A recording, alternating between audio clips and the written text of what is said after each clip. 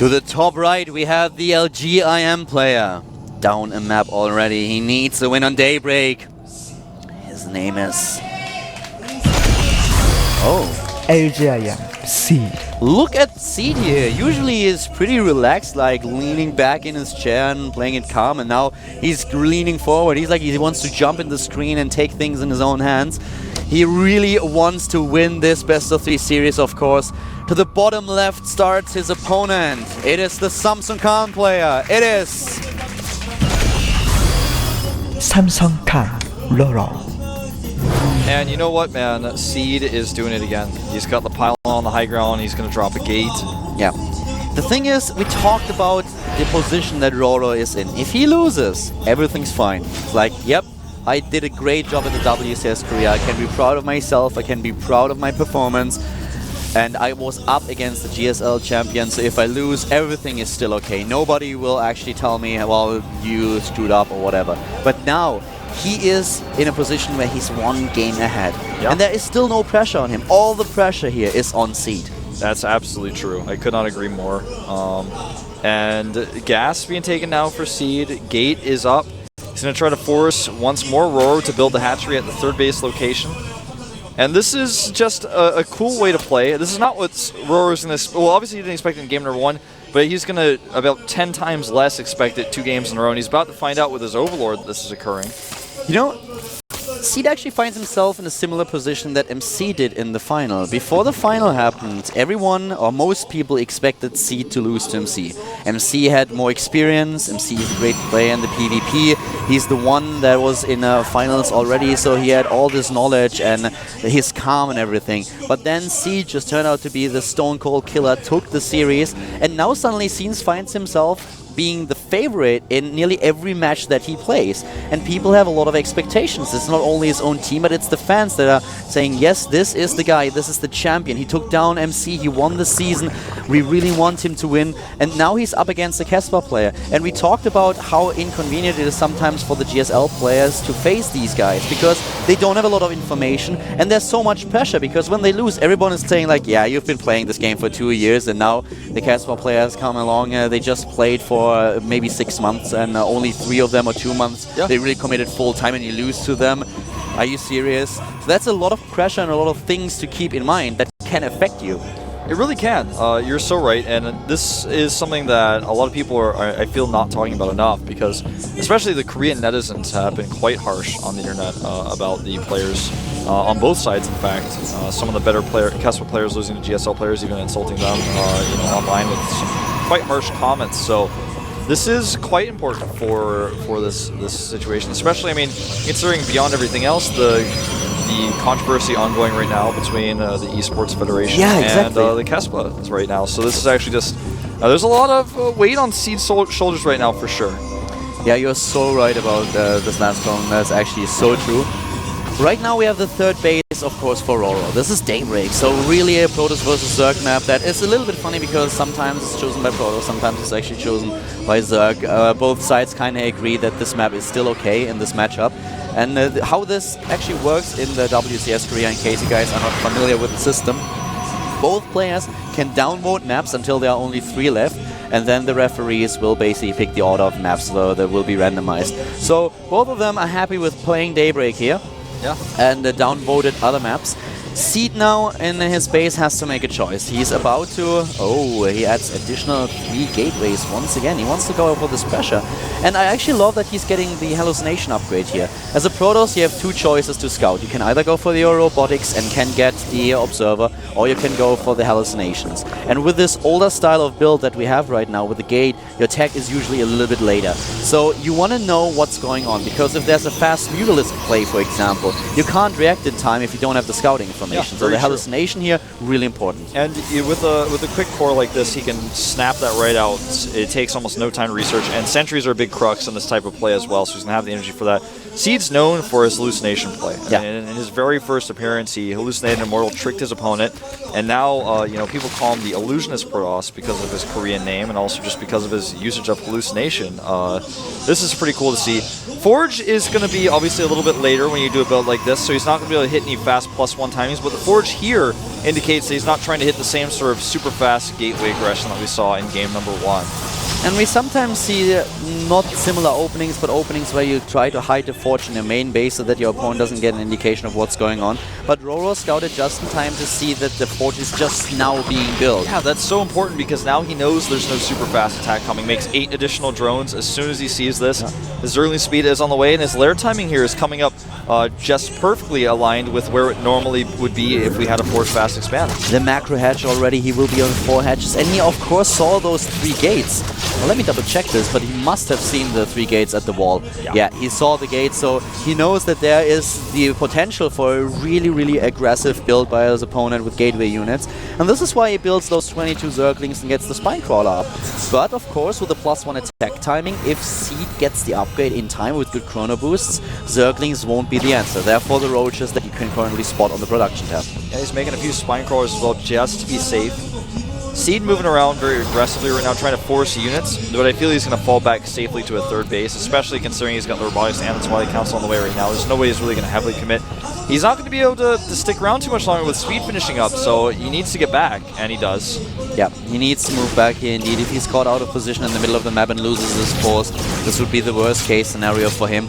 But right now, Seed, with everything that he needs in order to claim a 3rd base. He actually gets the Warp Prism once again, and I like this. He can only use it to be a bit aggressive, he can use it to harass his opponent, so a lot of potential here, especially with the +1 upgrade now lining up.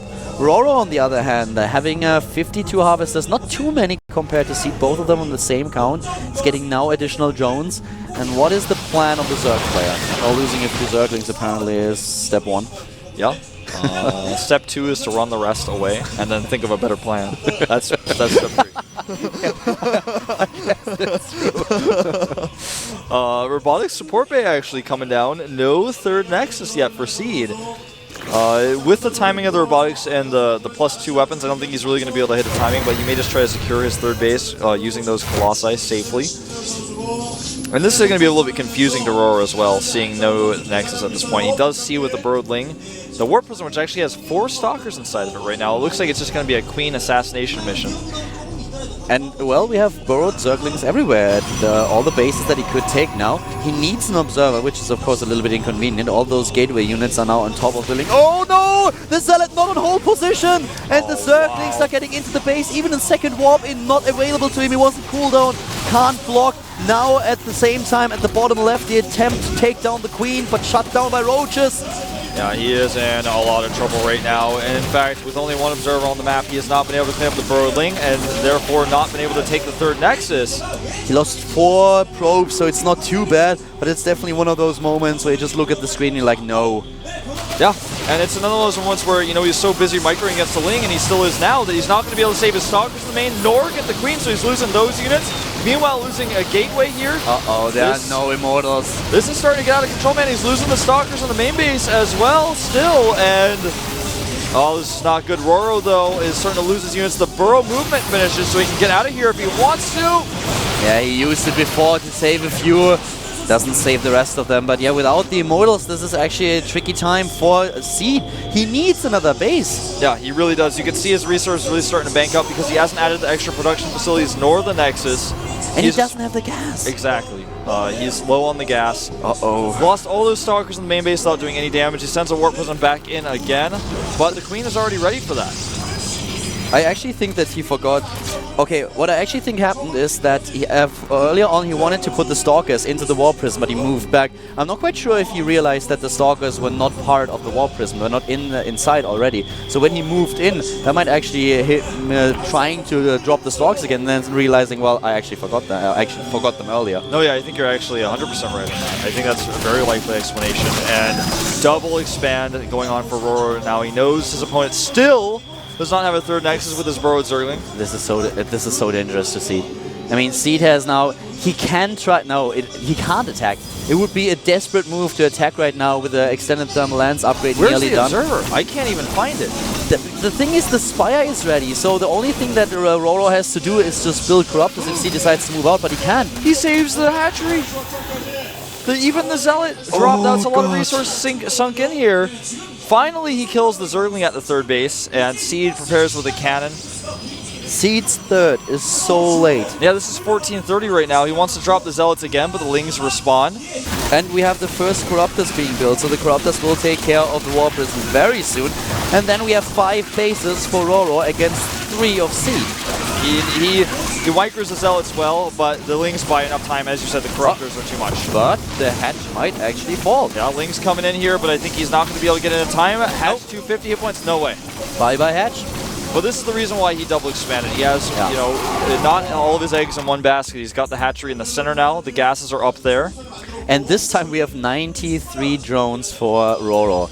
So a lot of his supply is actually in his economy. The army supply is exactly even, guys. So at this point, Seed can attack, can do damage, but will he do it? The thing about RorO is, of course, that he wants to get Spine Crawlers, and that's what he does right now. The Hive Tech is nearly done, and then we will once again see the Greater Spire. Yeah. Will Seed allow this, or will he try to go for an attack? I highly doubt it. Yeah, this is a really funny situation because Seed doesn't know that he has this attack time. He doesn't know how many drones his opponent has. He doesn't know his opponent is also teching to Greater Spire while trying to double expand. So he doesn't know he has this great timing, and that is what RorO is banking on. While he's getting these Spine Crawlers out, he knows the rocks are still up in the middle of the map. You can see that with his Corruptors. And when the rocks are still there, you feel like as a Zerg player, like, well, his attack's going to have to be a little bit later, and I know exactly which angle he's coming from, so... Bottom right, the Lings are actually trapped, and with a blink, he can just chase them down, and he blinks in. Boom! This is pretty significant, but a nice burrow here, and the Observer will come to join, but it means that he gets slowed down even further. There we go, Observer is in the army, 10 Spine Crawlers now, Greater Spire halfway done. Oh wow, Seed getting so many Colossi now, he has 4, he's getting a 5th. But he can't move in here. Yeah, it's just, there's too many spines, even more of them coming up. The Infestor count is becoming a problem for him. Look at the posture of these two players, by the way. Yeah. Such a difference. Yes. Seed with a straight back, sitting in his chair like a boss, and on the other hand we have RorO just, yo, stop. Yeah, oh, a nice blink to the side, actually, trying to force that concave.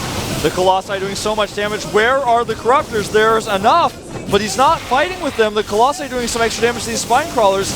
He's too afraid to move them in. Now he says it is the time. Corruptors come in from the north. Good fungals so far, but Seed's army is still quite strong. Nice corruptions, even a couple of nerds here moving in right now away. once again.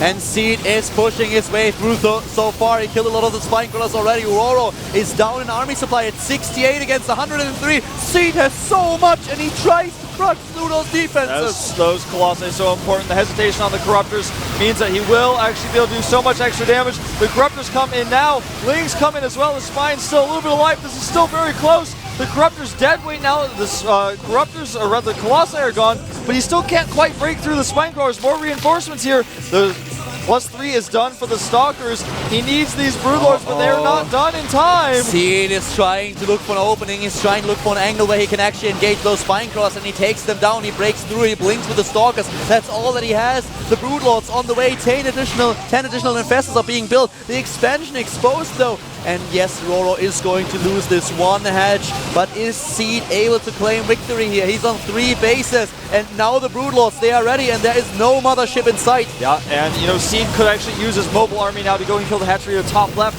The problem for him, though, is that he does not know that it's there, so he actually cannot use this mobile army the way it could be, and this is great for RorO, because like you said, yeah, he lost his hatchery in the middle, but he could send his drones over the left side. Will Seed go and check for it? Indeed, he does, sending the Stalkers in that direction immediately, knowing this is exactly what he should do, and he's going to take out the hatchery here as well. No motherships, though, a big problem, especially since RorO has now built 10 Infestors. He's back to 12. He has only 5 Broodlords. But this is still a very, very peculiar situation. To the bottom right, we have Zerglings now being burrowed, and they're actually able to catch this Colossus off guard, losing the shields here.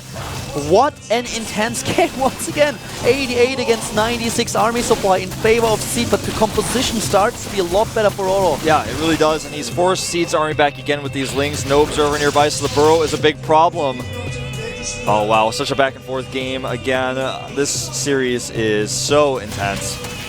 It really is, and it doesn't matter who wins here. This is crazy and definitely shows that RorO is up to par on eye level with C. Keep in mind, guys, we had Symbol lose 2 seed in the semi-final. One of the best Dirks that we have in the GSL, and now RorO is just so close to defeating the GSL champion in his best matchup. Yeah. The Fungals are ready here. So many infestors. So many indeed, man. He's got so much Broodlings to throw at his opponent as well. And look at the Fungals really showing their damage here. No Mothership, 12 more Roaches on the way. I love that he switches back into a pretty good Roach composition here, knowing that his Broodlord count needs support. Seed is using the Corrupt as the Colossi in order to get rid of the Broodlings and of course also the Infested Terrans, but now he's chased away. 80 supply advantage for RorO in overall supply. He still has a good bank. It's building energy a little bit low, though he needs to buy a little bit more time, but he's in a great position now. He still has the 4th. Yeah, and Seed does not. He actually is warping in more and more Stalkers. The production tab is bare for him now. I think he's going to have to make the choice. Do I make the 4th base? Do I try to make this work? I don't think he can choose to try to attack. He cannot win this fight anymore. I think he's out of luck here. He doesn't have the resources to get the 4th, and even if he builds the 4th, he just does not have the units to actually hold it. He can't hold it. He can't kill RorO. RorO is actually just kind of sitting back, enjoying the view because he's about to have enough Infestor energy to actually push through and start to be aggressive. RorO's even moving in here with borrowed Roaches to the 3rd base. The problem is that right now, Seed doesn't have a trump card anymore. He goes for the Templar Archive right now, but the problem is he doesn't have a Mothership. He doesn't even have a Stargate. And with the Roach composition, Storms are not going to be very useful here at all. He unburrows, goes in. Seed will be forced to react here. He's going right for the cannon. Not only will he need these units, but he will need an observer to spot for them. Probes are pulled, and this is a dire situation for Seed, who's only mining for 3 bases, but now only 2 of them are being used because the Roaches have forced the probes away. RorO making 24 lings right now is reproducing those Corruptors for the Colossi. It's actually only 1 base that was used right now because in the main base we don't have any mineral patches left. The problem for Seed is now that he's completely out of money, and RorO, he can just buy himself some time with a small little attacks like the one that we've just seen at the bottom right, and that's all that he needs. He needs a little bit more time to get more Broodlords, and he's currently building them. 3 additional ones, Corruptors already on the way, and as soon as he has a decent Broodlord count, in addition to the 16 Infestors, I'm not quite sure what Seed is able to do here. Well, he's getting closer to max, but the composition is wrong, you know, and wrong in the sense that it cannot fight what RorO has, but right in the sense that he's doing everything he can because he cannot afford the Fleet Beacon tech. And RorO, I love that he's got this hatch up to the top left with an Overseer and Roaches there. That means neither a Zealot run-by nor a Dark Templar run-by is going to be a problem. He just plays everything so safe and secure. Looks like Seed is trying to get this maxed out army to just force the 4th Nexus to be placed. He's got units warping in here. He's got the probes long distance mining. He's going to catch this Ling run-by. It's time to make the 4th Nexus. Seed, do it. Show it to us. Can you hold it? Here comes another runby at the bottom left. He has to blink in once more. The Stalker count is now at 33. And once more Burrowed Lings. Storm is being built now. Yeah, the Borrowed Ling taken out, so now he could take the 4th. He kind of needs to do it, but holding it will be so hard. More and more Broodlords. The time that RorO needed to get this composition going has passed. RorO is now in... well, in position of an army supply of 133 against 121, but the composition is so much better. Yeah, it's incredible. He will have 17 Broodlords and 16 Infestors. I don't know how Seed will be able, if Seed will be able to take this, and if so, how. I mean, Seed is about to get a bucket of sand dumped over his head with how many Broodlings are going to fly out of these Broodlords as soon as the fight begins. And he's going to be fungled, he's going to be immobile. No Stargate until this very moment as I spoke. The Stargate has begun. But Seed, because RorO is not attacking him at all, is starting to build a little bit of a bank now. Now is the first moment where he will start to build a little bit of a bank, and he may be able to actually get the Mothership out. Here we go. A great blink forward, but the Broodlords, like I said, man, there's just going to be so many of them. It is fungal time, and the Infested Terrans are in the move. Night Storms here don't take them down, but at the same time, the Stalker count is now dropping like crazy. The down to remain. 19. And he grabs the Templar and a Colossus here. Ouch. This may be the end of Seed. RorO pushes forward the Broodlords, starting to grab the Colossi once more, and C down to 100 supply. I think he is down and out of the WCS Korea. Caldor, what does he have left to do? Neural Parasite now on the way, as well as 9 more Infestors. C just does not have the mothership. He doesn't have the time to build it, and now once again the funnels, they hit home. The Stalkers pinned down to the ground, move in offensively, trying to kill the Broodlords, but GG! C